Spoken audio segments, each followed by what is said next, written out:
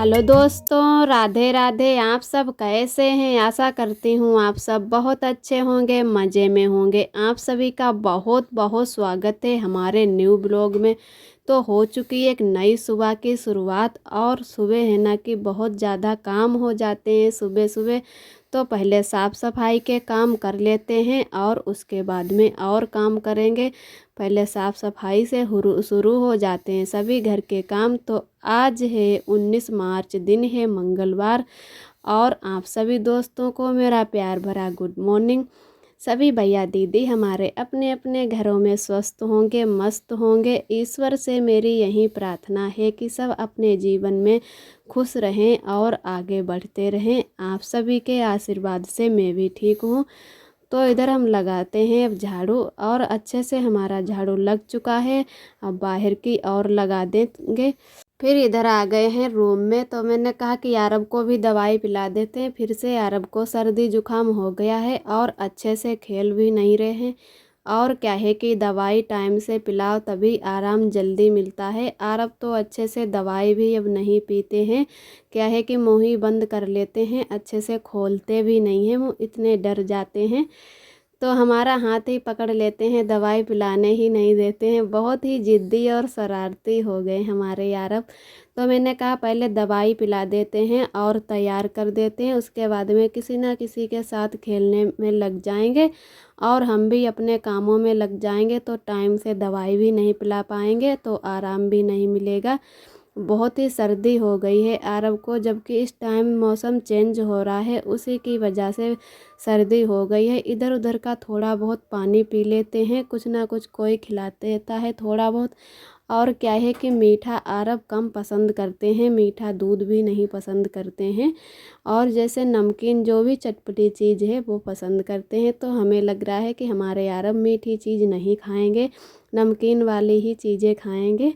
तो इधर अरब दवाई भी पी चुके हैं, अब तैयार कर देते हैं। फिर हम भी लग जाएंगे खाना बनाने में। तो कहा कि चलो पहले अरब को ही तैयार कर देते हैं, उसके बाद में खाना बनाएंगे। आज बनाएंगे कटहल की सब्ज़ी, तो छत पर ही बनाएंगे। हमारे यहाँ पर गैस भी आ गई है तो गैस पर रोटियां बना लेंगे, लेकिन सब्ज़ी कहा चलो चूल्हे पर ही छौंक देते हैं। तो कटहल भी मैं नीचे से ही छील कर लाई थी। क्या है कि छत पर जितना सामान लाओ उतना ही टाइम लगता है। तो जो भी खास चीज़ें जैसे सब्ज़ी छौंकने को है तो सारे इंतज़ाम करके नीचे से ही लाते हैं। और है ना कि बार बार नीचे ऊपर जाओ छत पे तो पैर भी दर्द करने लगते हैं। तो मैं कटहल नीचे से ही छील कर लाई थी और प्याज काट के छौंक देते हैं अच्छे से। उसके बाद में आटा लगा लेंगे और रोटियां है ना कि नीचे ही सेक देंगे। बहुत दिनों बाद हमारे घर पे आज गैस आई है, तो कह रहे थे कि पहले सोच रहे थे कि सब्ज़ी भी यहाँ पर बना लें, लेकिन बहुत दिनों से अब बना रहे थे चूल्हे पर खाना, तो आदत सी हो गई थी चूल्हे पर खाना बनाने की। और कहने लगे कि अगर गैस पर ही निरानिर बनाएंगे फिर आदत ख़राब हो जाएगी कि अब गैस पर ही खाना बनाएं। तो उसकी वजह से कहा कि चलो थोड़ा थोड़ा काम गैस पर भी करेंगे और चूल्हे पर भी खाना बना लेते हैं। तो सब्ज़ी हम छौंक देंगे यहाँ पर, तब तक धीरे धीरे सब्ज़ी हमारी यहाँ बनेगी और रोटियाँ है ना कि नीचे सेक लेंगे। अभी आटा भी मैंने नहीं लगाया है। और है ना कि अभी कटहल अच्छा लग रहा है, जब बहुत ही कटहल आने लगता है तब ज़्यादा किसी को पसंद नहीं आता है। कहते हैं कि रोज़ रोज़ अब कटहल नहीं अच्छा लगता, जब तक नया कटहल रहता है तभी सबको पसंद आता है। तो हमारे पापा जी को बहुत ही अच्छा कटहल लगता है। जैसे एक कटहल बेसन वाला भी बनाया जाता है, उसे बोलते हैं पेठा। जैसे कि चावलों को भिगो कर रख दो और उसके बाद में सिलबट्टे से अच्छे से पीस लो। फिर जब कटहल बन जाए, थोड़ा थोड़ा रह जाए बनने को, तब उसी में मतलब उबटन जैसा मिला दें। उसके बाद में कम आंच में सेंकते रहें, धीरे धीरे उसको चलाना भी होता है। फिर बाद में फिर से छौंक दिया जाता है। तो वो वाला भी कटहल बहुत ही अच्छा लगता है। उसके लिए बड़ा कोया वाला कटहल होना चाहिए, वो वाला ही अच्छा लगता है। लेकिन इस टाइम है ना कि जो अभी कच्चा कटहल आता है तो सब उतना बड़ा कोया वाला कटहल नहीं आता है। कुछ कटहल बड़े वाले आते हैं जो उनमें बहुत ही अच्छे बीजा निकलते हैं, और कुछ छोटे वाले कटहल आते हैं उनमें अच्छे बीजा नहीं निकलते हैं। तो वो बीजा वाला ही कटहल बनाया जाता है, जो बेसन से बनाया जाता है। वो वाला बहुत ही सभी लोगों को कटहल अच्छा लगता है।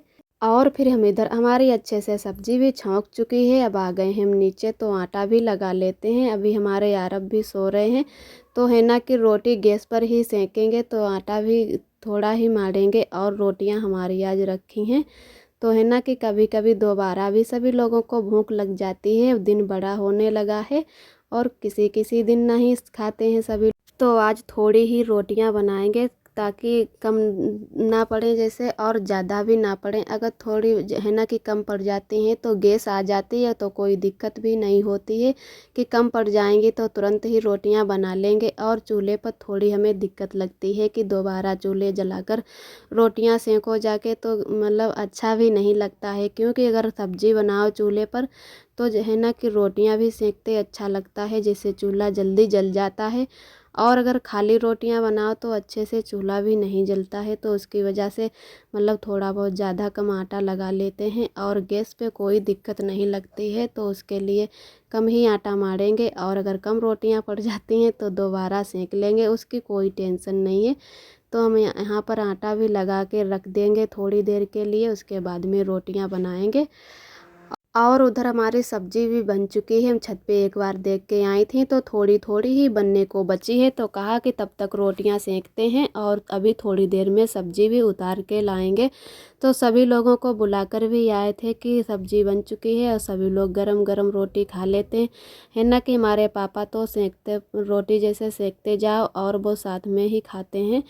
तो चाहे चूल्हे पर बनाए चाहे गैस पर बनाए, गरम गरम ही रोटियां पसंद करते हैं। अगर कभी टाइम पर नहीं आ पाते हैं तो उनके लिए आटा रख देते हैं, और जब खाते हैं खाना तभी रोटियां गरम गरम बनाने होती हैं। तो हम सब्जी भी अभी उतार के लाएंगे, तब तक थोड़ी रोटियां बना लेते हैं, फिर सभी लोग आ जाएंगे खाने के लिए। और है ना कि कटहल संग मोटी रोटियां ही ज़्यादा अच्छी लगती हैं, लेकिन आज मन नहीं था कि चूल्हे पर रोटियां बनाएं और देर भी हो चुकी थी, तो कहा कि चलो गैस पर ही बना लेते हैं। और कई दिनों बाद आज गैस पर रोटियां बनाई हैं, तो ऐसा लग रहा है कि काफ़ी टाइम लग रहा है सेंकने में। और है ना कि चूल्हे पर जल्दी रोटियां सिक जाती हैं और गैस पे उतनी जल्दी नहीं सिकती हैं, जबकि जितनी रोटी मोटी बनाते हैं लोई एक रोटी की, उससे दो रोटियां बना लेते हैं। फिर भी ऐसा लग रहा है कि चाहे कितनी भी पतली बनाओ फिर भी लग रहा है कि देर से ही रोटी सिकती हैं। तो थोड़ी ही रोटियां बनाएंगे यहाँ पर, और हो सकता है कि थोड़ी मोटी वाली रोटी चूल्हे पर बनाने पड़ेंगे, क्योंकि पतली वाली रोटी हम लोग नहीं ज़्यादा पसंद करते। ऐसा नहीं है कि पतली वाली रोटी बिल्कुल नहीं, हम लोग पसंद करते हैं, लेकिन चूल्हे वाली रोटी ज़्यादा अच्छी लगती हैं। वो सुंधाती बहुत अच्छी हैं, गैस पर की उतनी सुंधाती नहीं है। और है ना कि आदत पड़ जाती है, जैसी भी रोटी खाने लगो वैसे ही अच्छी लगती हैं। अब की बहुत दिनों से गैस की रोटी नहीं खाई, उसी की वजह से गैस की रोटी अब कम अच्छी लगने लगी। और इधर हमारी अच्छे से सब्जी भी बन चुकी है, और मैंने आटा भी बचा लिया है थोड़ा, तो उसके चूल्हे पर रोटियां मोटी वाली जल्दी जल्दी बना लेंगे, थोड़ा जल्दी भी हो जाएगा। फिर सभी लोगों को बुला दिया है खाना खाने के लिए, फिर खाना सभी लोगों को खिला पिला कर, और हम भी खा चुके थे, उसके बाद में बैठ गए हैं बर्तन धुलने के लिए। कहा कि सभी के साथ में खाना खा लें, और अच्छा भी लगता है सभी के साथ में खाना खाओ, सब लोग मिल बांट के बातें करते जाते हैं और सभी लोग खाना खा लेते हैं, अच्छा भी लगता है। तो हमने कहा कि पहले कढ़ाई ही मांज लेते हैं, क्योंकि कढ़ाई देर तक रखी रहे फिर अच्छी छूटती नहीं है। और है ना कि गरम गरम कढ़ाई मांज लो तो बहुत ही अच्छी छूट जाती है। और बहुत ही मेहनत करके इतनी अच्छी कढ़ाई कर पाई है, क्योंकि जब बारिश होती है जिसे बोलते हैं चौमास के दिनों में, कढ़ाई तो ख़राब हो जाती है, बहुत ही मुरचा आ जाता, चाहे कितनी भी पोंछ पाँच के रखो फिर भी मुरचा लग जाता है। तो पहले काली काली सी कढ़ाई हो गई थी, बिल्कुल हालत ही ख़राब कर दी थी कढ़ाई की। और अब अच्छे से जाकर उजरी कर पाई है, जैसे चांदी जैसी चमक रही है। और सोच भी रहे हैं कि अब ख़राब नहीं होने देंगे, चाहे कितना भी टाइम लग जाए कढ़ाई धोने में, लेकिन चमकाएंगे रोज़ ऐसे ही। तो इधर हमने ये वाले भी बर्तन हल्के वाले भी मांज के रख लिए थे, कहा कि पहले कढ़ाई ही धो लेते हैं अच्छे से, उसके बाद में ये वाले बर्तन धुलेंगे। तो हमारे थोड़े ही बर्तन बचे हैं धुलने के, बर्तन भी धुल लेते हैं, उसके बाद में और काम करेंगे। अभी हमारे आरब भी खेलने चले गए हैं, तो कहा कि जल्दी से बर्तन भी धुल लेते हैं, ना कि कहीं से खेल के आते हैं फिर हमारी ही गोद में आना पसंद करते हैं। तो मैंने कहा कि जल्दी से बर्तन भी धुल लेते हैं, अगर आरब आ जाते हैं फिर काम की देरी भी हो जाती है और बर्तन पड़े रहते हैं चौकी पर, फिर नहाते धोते भी नहीं अच्छा लगता है। तो उसकी वजह से कहा कि आज पिसना भी बनाना है, आटा बिल्कुल ख़त्म हो गया है। तो सोच रहे कई दिनों से कि पिसनो बना लें और गेहूँ पिसा लें उसके बाद में। तो है ना कि बंदर भी यहाँ पर आ जाते हैं तो अच्छे से सूख भी नहीं पाते, और है ना कि डेहरा के जैसे गेहूँ तुरंत निकालो तो वो ओदे नहीं निकलते हैं, तो सुखाने नहीं पड़ेंगे, पिसनो बनाकर तुरंत ही भेज देंगे पीसने के लिए। और उसमें मिट्टी थोड़ी बहुत है तो बीन लेंगे। अभी दीदी भी कुछ काम से लगी हैं तो कहने लगी कि तब तक आप बनाओ चल के, उसके बाद में हम बनवा देंगे।